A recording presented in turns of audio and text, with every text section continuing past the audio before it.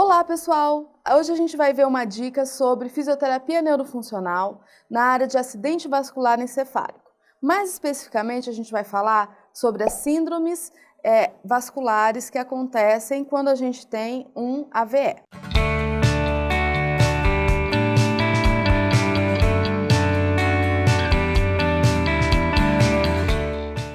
Então, olha só.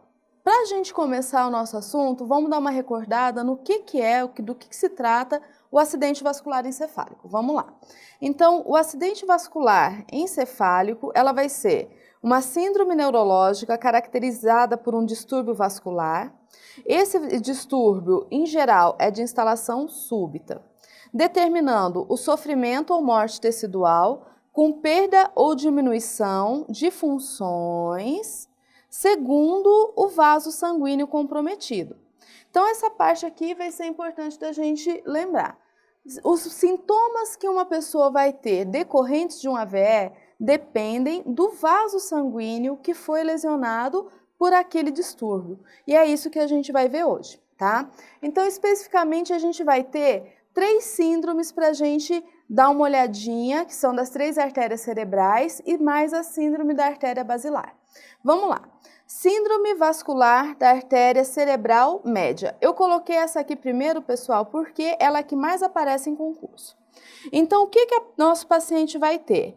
Esse sintoma, que também está aqui no primeiro, ó, ele vai ser o mais importante. A chamada hemiplegia ou hemiparesia contralateral de predomínio braquiofacial. Ou seja, eu vou ter um paciente que vai ter metade do corpo com sintomas, com perda de força muscular, sendo que esses sintomas eles vão ser mais fortes, mais característicos no braço e na face desse paciente. Vão ter mais alguns sintomas associados, a gente vai dar uma olhadinha.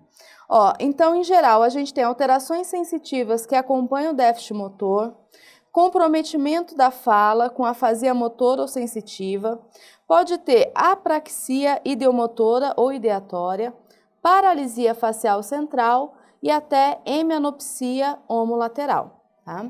A gente também vai ter os sintomas que vão acometer as outras artérias. Então, a gente tem a síndrome vascular da artéria cerebral anterior. Principal característica dessa síndrome são os transtornos psíquicos do tipo frontal, especialmente a amnésia, mas também o paciente pode ter falta de espontaneidade e inatividade motora. Outra característica que chama a nossa atenção é essa segunda aqui, ó, a hemiplegia ou hemiparesia contralateral de predomínio crural. Então, o que diferencia a síndrome da artéria vascular da cerebral média para a cerebral anterior é que, na cerebral anterior, a gente vai ter sintomas que predominam na perna. Crural quer dizer perna. Na cerebral média, a gente vai ter sintomas que predominam no braço e na face, tá? Outros sintomas que aparecem: hipoestesia ou anestesia que acompanha o déficit motor e reflexos de garra e sucção, tá? A próxima síndrome que a gente vai ver é a síndrome da artéria cerebral posterior. Vamos lá. Na cerebral posterior, os principais sintomas, eles são visuais, tá? Então, pode ser hemianopsia, cegueira, agnosia visual, alexia. Em alguns casos, também podem acontecer síndrome talâmica, com hemiataxia, hemiplegia contralateral transitória e um quadro de dor difusa. E a última síndrome, mas não menos importante, vai ser a síndrome vascular da artéria basilar. Essa síndrome ela costuma ser a mais séria, a mais que tem uma consequência maior para o nosso paciente. Em geral, é uma síndrome fatal, o paciente chega a um estado de coma persistente. Podem acontecer tetraplegia, paraparesia, plegias ou paresias alternadas, não necessariamente no hemicorpo só.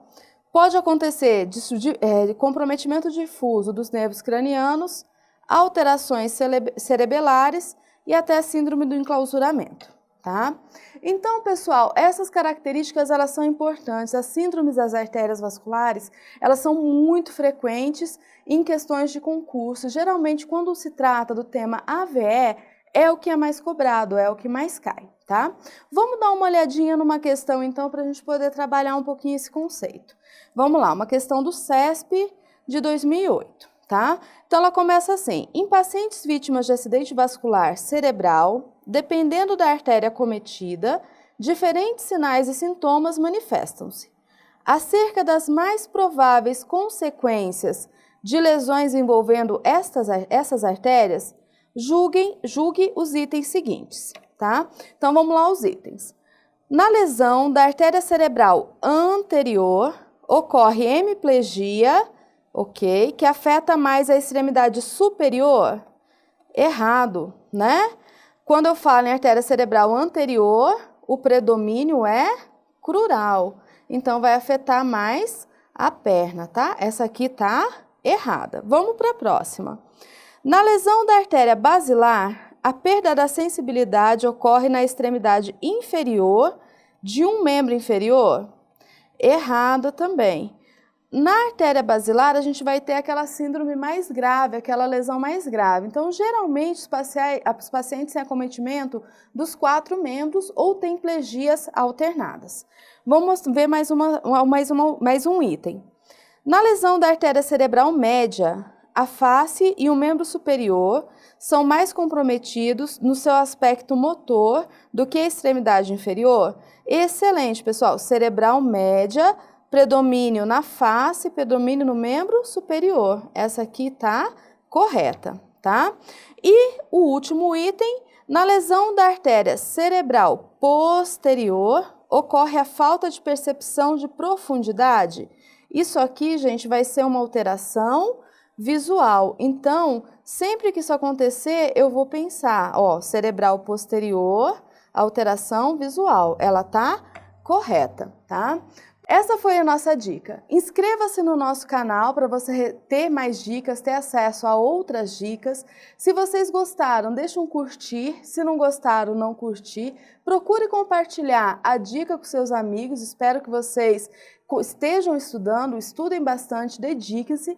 E se vocês tiverem dúvidas, sugestões, alguma coisa para nos dizer, deixa aí nos comentários. E mais informações, tecle esse izinho que está aparecendo aí na sua tela. Até mais!